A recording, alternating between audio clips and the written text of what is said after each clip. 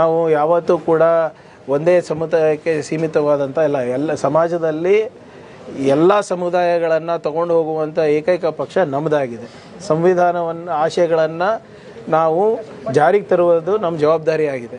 ಆ ನಿಟ್ಟಿನಲ್ಲಿ ನಾವೆಲ್ಲರೂ ಕೆಲಸ ಮಾಡ್ತೀವಿ. ಆವಾಗಿನ ಕಾಲಕ್ಕೆ ದೇವರಾಜ ಅರಸು ಅವರು ಇರಲಿಲ್ವಾ, ಸಿದ್ದರಾಮಯ್ಯನವರು ಇಲ್ವಾ, ಆವಾಗಿನ ಕಾಲಕ್ಕೆ ನೆಹರು ಅವರು ಇರಲಿಲ್ವಾ, ಗಾಂಧೀಜಿಯವರು ಇರಲಿಲ್ವಾ, ಈಗಿನ ಕಾಲಕ್ಕೆ ಅದ್ರ ತಕ್ಕಂಗೆ ಅವರ ತತ್ವ ಸಿದ್ಧಾಂತದ ಮೇಲೆ ರಾಹುಲ್ ಗಾಂಧಿ ಅವರು ನಡೀತಾ ಇಲ್ವಾ. ನಾಯಕತ್ವ ಯಾವಾಗಲೂ ನಿಂತು ನೀರು ಆಗ್ಲಿಕ್ಕೆ ಸಾಧ್ಯನೇ ಇಲ್ಲ, ಬೆಳೆಸ್ತಾ ಹೋಗಬೇಕು. ಈಗ ನಾನೇ ಚಿತ್ತಾಪುರ್ನಲ್ಲಿ ಸಾಯ ತನಕ ಇರ್ಲಿಕ್ಕೆ ಸಾಧ್ಯನಾ? ಮುಂದಿನ ನಾಯಕತ್ವ ಬೆಳೆಸೋ ಜವಾಬ್ದಾರಿ ನಮ್ದಾಗಿರ್ತದೆ, ಅಜಯ್ ಅವ್ರದ್ದು ಆಗಿರ್ತದೆ. ಕಲಬುರಗಿನಲ್ಲಿ ನಾವಿಬ್ಬರು ಸೇರಿ ಮುಂದಿನ ಹೆಂಗೆ ನಮಗೆ ಜನ ಬೆಳೆಸಿದ್ದಾರೆ, ಬೇರೆಯವರಿಗೂ ಅವಕಾಶ ಕೊಟ್ಟು ಅವರಿಗೂ ಬೆಳೆಸಬೇಕಾಗ್ತದಲ್ಲ.